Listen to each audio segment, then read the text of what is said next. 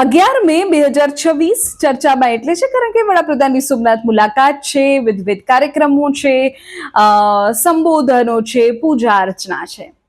પણ આ 11 મે જ કેમ, એ 11 મે ની મારે તમને વાત કરવી છે. જો તમે સોમનાથ દાદાના દર્શન કર્યા છે અથવા તો હવે જવાના છો, ક્યારેય પણ ઈચ્છા ધરાવી છે, સોમનાથ મંદિર પ્રત્યે તમને જો ભાવ છે તો આ વિડીયો તમારે જોવો જ જોઈએ. સૌથી પહેલા વાત મારે તમને 11 મે 1951ની કરવી છે. આ દિવસ આધુનિક ભારતના ઇતિહાસમાં સુવર્ણ અક્ષરે લખાયેલો છે. આ દિવસે સોમનાથ મંદિરની પ્રાણ પ્રતિષ્ઠા થઈ, જે ભારતના આત્મગૌરવ અને પુનરુત્થાનનું પ્રતીક બની.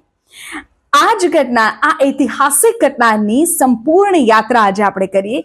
ખૂબ ટૂંકમાં તમને આ વિડીયોના માધ્યમથી કહી દઈશ. સૌથી પહેલા તો સંકલ્પ અને સરદાર પટેલની ભૂમિકાની વાત કરીએ. 13 નવેમ્બર 1947ના રોજ જુનાગઢની મુક્તિ બાદ ભારતના લોખંડી પુરુષ સરદાર વલ્લભભાઈ પટેલ સોમનાથ આવ્યા. સમુદ્રના પાણીને હાથમાં લીધું અને સંકલ્પ કર્યો કે જે મંદિરને અનેક વાર લૂંટવામાં આવ્યું અને તોડવામાં આવ્યું, તેને ફરીથી ભવ્ય રીતે બનાવવામાં આવશે. મહાત્મા ગાંધીએ પણ આ નિર્ણયનું સમર્થન કર્યું, પણ એક સલાહ આપી કે આ મંદિર માટે સરકારી નાણાં નહીં પણ જનતાના દાનનો ઉપયોગ થવો જોઈએ. જ્યારે મંદિરનું નિર્માણ થઈ રહ્યું હતું ત્યારે તત્કાલીન વડાપ્રધાન જવાહરલાલ નહેરુ આ બાબતે સહમત નહોતા. તેમનું માનવું હતું કે સરકાર માટે ધાર્મિક કાર્યોમાં જોડાવાને બદલે બિન સાંપ્રદાયિક રહેવું જોઈએ. જો કે કનૈયાલાલ મુનશી, કે જેઓ તે સમયે કેબિનેટ મંત્રી હતા, આપણું બંધારણ સભાની જે રચના થઈ, બંધારણ બનાવવાની જે આખી કમિટી હતી, તેમાં પણ મુનશી હતા. અને તમને ખબર હશે, જે ગુજરાતીઓ છે જેમને ગુજરાતી સાહિત્ય પ્રત્યે રસ છે, કનૈયાલાલ મુનશીની ઘણી બધી પુસ્તકો આપણે વાંચી છે.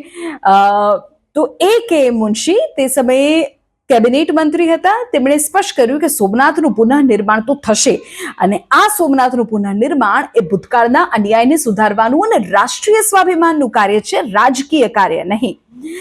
પછી આવી 11 મે 1951ની તારીખ, પ્રાણ પ્રતિષ્ઠાનો દિવસ. મંદિરનું નિર્માણ કાર્ય પૂર્ણ થયા બાદ, એટલે કે પ્રથમ તબક્કાનું કાર્ય પૂર્ણ થયા બાદ પ્રાણ પ્રતિષ્ઠા માટે 11 મેની તારીખ નક્કી કરવામાં આવી. સરદારનું નિધન ડિસેમ્બર 1950માં થઈ ગયું હતું, પણ તેમની ઈચ્છા મુજબ ભારતના પ્રથમ રાષ્ટ્રપતિ ડોક્ટર રાજેન્દ્ર પ્રસાદ આ સમારોહમાં મુખ્ય અતિથિ તરીકે ઉપસ્થિત રહ્યા. નહેરુના વિરોધ છતાં રાજેન્દ્ર પ્રસાદ સોમનાથ આવ્યા. તેમણે ત્યાં પ્રખ્યાત વિધાન કહ્યું કે જે મંદિરના અવશેષો કહેતા હતા કે કોઈ પણ શક્તિ તેને ફરી બેઠું નહીં કરી શકે, તે આજે ફરી ગર્વથી ઊભું છે. હવે જરા કેવી રીતે એ 11 મે 1951નો દિવસ ઉજવાયો તેની વાત કરું. સમગ્ર ભારતની પવિત્ર નદીઓના જળ આવ્યા. વિશ્વના 7 સમુદ્રોનું પાણી એ વિધિમાં વપરાયું. જ્યોતિર્લિંગની સ્થાપના સવારે 9:47 થઈ. તે સમયે 108 કળશ દ્વારા મહાઅભિષેક થયો. ચાલુક્ય શૈલીનું આ સ્થાપત્ય, આ નવું મંદિર કૈલાશ મહામેરુ પ્રસાદ શૈલીમાં બનાવવામાં આવ્યું.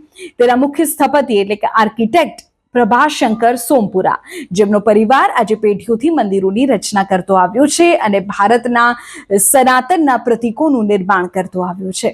તો 11 મેનો આ દિવસ તમને યાદ એટલા માટે રહેવો જોઈએ કારણ કે આપણી આસ્થાના પુનરુત્થાનનો દિવસ છે, આસ્થાના વિજયનો દિવસ છે, સોમનાથ મંદિરમાં પ્રભુની પ્રાણ પ્રતિષ્ઠાનો દિવસ છે.